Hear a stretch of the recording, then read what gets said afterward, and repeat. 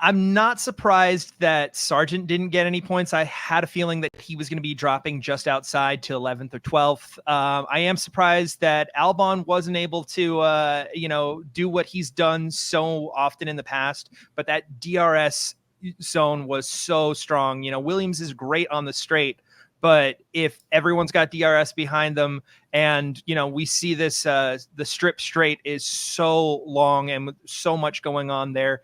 He eventually lost a spot to Ocon, and once he'd lost that, he lost 2, 3, 4 back to back to back. It was really, attrition at that point. I guess if we're looking at Abu Dhabi, AlphaTauri would need to outscore Williams by 8 points, and seeing as they only have 21 throughout the season, I think that is a big ask. So I think Williams is secure in 7th place, but I think they would have thought that they were going to kind of cement it a little bit more here rather than going into Abu Dhabi with uncertainty. Yeah, well, I mean, again, I've made this point, on the show within the last few weeks as well. But, when the margins are that small at the bottom of the constructors, all it takes is a shock podium, and Haas could end up in P7 there. I don't think that that's going to happen, but it leaves the mathematical possibility there that it would. So Williams, to your point, Joey, I think are in a very good position. I think it's a very tall order for AlphaTauri to go out there and get a 6th place finish, and also hope that Albon doesn't pick up a couple of points for Williams there, and then you have your 7th place secured. It's not impossible for that to happen though either. I think that the margins are so tight at the bottom there that it would have been really great for Williams to be able to cement that a little bit more, like you were saying. And I can't say I'm surprised they didn't get any points, but I am very surprised and borderline shocked at just how far down the grid they ended up, because it's not like they ended up 11th and 12th and you can say, well, they gave it a good run and came up just short.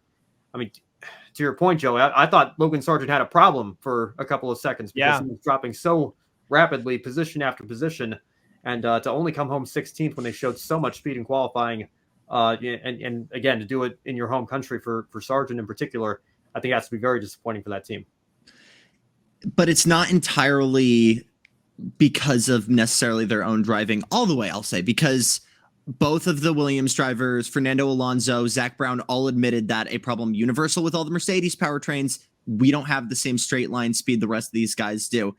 And I as much as I would want to see another set of points for Sargeant, or especially Albon, I'm unfortunately not.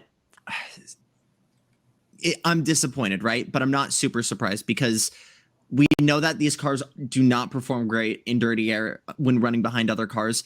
And you're looking in your mirrors, you've got Sergio Perez, Lewis Hamilton, Carlos Sainz. I don't want to say it was a pass waiting to happen, but from a strategic standpoint and from how they were driving, they were not doing a lot to necessarily hold their own out there.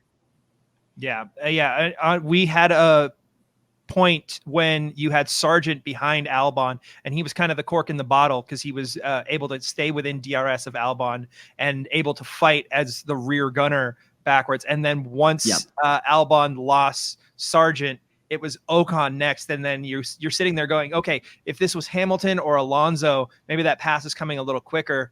Ocon might not be as aggressive. Second Ocon got by, that's when it all came apart for Albon.